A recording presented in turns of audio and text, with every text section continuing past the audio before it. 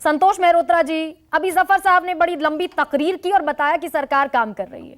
मैं समझना चाहती हूं आपसे सर, सरकार काम कर रही है, जनता को फायदा मिल रहा है, उसका आने वाले दिनों में मिल पाएगा? देखिए, कितना फायदा मिल पाएगा ये तो आप अभी पिछले 9.5 साल से देख ही रहे हैं, क्योंकि एक चीज आपने नहीं बताई हमारे श्रोताओं को, वो ये है कि 13, 14 और 19, 20 तक दाम कम रहे जरूर, और 20 के बाद दाम जबरदस्त तौर से बढ़े हैं। ये हमारे भाई साहब जफर भाई को मानना पड़ेगा। दूसरी बात आवश्यक ये है समझना कि आम आदमी पे मार महंगाई की इस वजह से खासतौर से महसूस इसलिए हो रही है, हालांकि इन्फ्लेशन रेट 11, 12, 13 के मुकाबले कम है, मगर पहली बात नौकरी कम है और दूसरी बात नॉमिनल वेजेस कम हैं, जिसकी वजह से रियल वेजेस और भी कम हैं। तो रियल वेजेस की बात करें ना, रियल वेजेस की अभी तक बात उठी ही नहीं है। दिक्कत यहां पर यह है, सिर्फ इन्फ्लेशन की बात हो रही है। जब रोजगार कम होता है तो फायदा लोग उठाते हैं, रोजगार दर भी कम कर देते हैं। जब रोजगार दर कम हो जाती है तो इन्फ्लेशन की मार और बढ़ जाती है, चाहे वो इन्फ्लेशन रेट आज की तारीख में 12, 13, 14 से कम हो।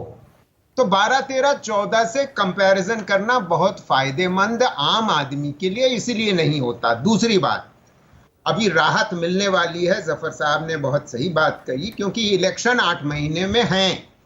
आपको याद दिला दूं कि 2019 के बजट में पर्सनल इनकम टैक्स रेट घटा दी गई थी। मिडिल क्लास को जीतना था, किसान को जीतना था, तो पीएम किसान दे दिया गया। तो अब राहत आएगी। मुझे लगता है एक तरीका यह हो सकता है कि पेट्रोल डीजल पर टैक्सेस घटाए जाएंगे, और जैसे सुकेश जी सही कह रहे थे कि इसी वजह से पेट्रोल डीजल और गैस की वजह से, क्योंकि पेट्रोल डीजल इनपुट होता है, सारे पदार्थों में इस्तेमाल होता है, इस वजह से महंगाई दर और फूड प्राइसेस खासतौर से बढ़े हुए हैं। इस वजह से अब ये पेट्रोल डीजल का दाम हमेशा गिराते हैं इलेक्शन से पहले।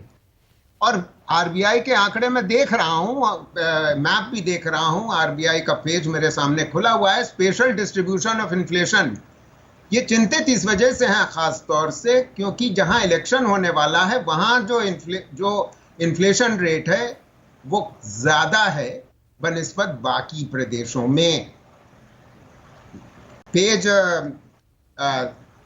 63 पे उठा करके खुद देख लीजिएगा तो आपको समझ में आ जाएगा। आरबीआई की बुलेटिन अगस्त 23 की बात कर रहा हूं। तो ये अभी बदलने वाला है, वजह फरमा रहे हैं जफर भाई। और ये याद रहे कि 2017-18 में गरिमा जी, इस देश में जो बेरोजगारी दर थी वो 45 साल में कभी नहीं हमने उस उच्चतम स्तर पे पहुंचे थे हम।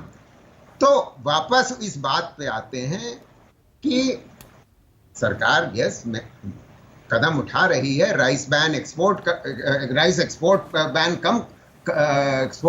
कर दिया, मगर इसका असर आम आदमी और पे कितना होने वाला है? फार्मर पे क्या होगा भाई? फार्मर जो उगाता है, जो बेचता है और जो एक्सपोर्ट करता है, जब इंटरनेशनल प्राइसेस बढ़े हुए होते हैं तो आपने बैन कर दिया तो उसकी तो आमदनी कम हो गई। तो इस हाथ से लोगे उस हाथ से दोगे, फायदा क्या हुआ? उसका नहीं हुआ ना। एनीवे, गरिमा जी वापस आपके पास। जी संतोष जी, तो कुल मिलाकर मुझे जितना समझ में आया संतोष जी, जो राहत मिलेगी वो चुनावी राहत होगी, ऐसा मान लूं मैं? अच्छा, मैं जेएनयू में नहीं हूं भाई, ये भी बता दूं जी 3 साल से नहीं। जी ठीक है संतोष जी, इसको हम दुरुस्त कर लेंगे, इसको हम दुरुस्त करते हैं। लेकिन प्रोफेसर साहब ने कहा, उसको ठीक भी कर देता हूं कि चुनाव आने वाले हैं तो पेट्रोल और डीजल की दाम कम हो जाएंगे। वही मैंने कहा। कम नहीं होते हैं प्रोफेसर साहब, उस समय रुक जाते हैं, उस समय बढ़ते नहीं हैं। तो ये भी एक करेक्शन कर लीजिए। बस एक छोटा सा मैं आपसे ये, क्योंकि मैं आगे बढ़ूं और मेरे साथ विजय सरदाना जी भी हैं, यही समझने की दुरूह गणित है दरअसल, अर्थशास्त्र, अर्थ का गणित दुरूह है, ये समझेंगे हम। लेकिन संतोष जी, मान लिया जाए कि जो राहत मिलेगी भी बकौल आपके, वो चुनावी राहत होगी?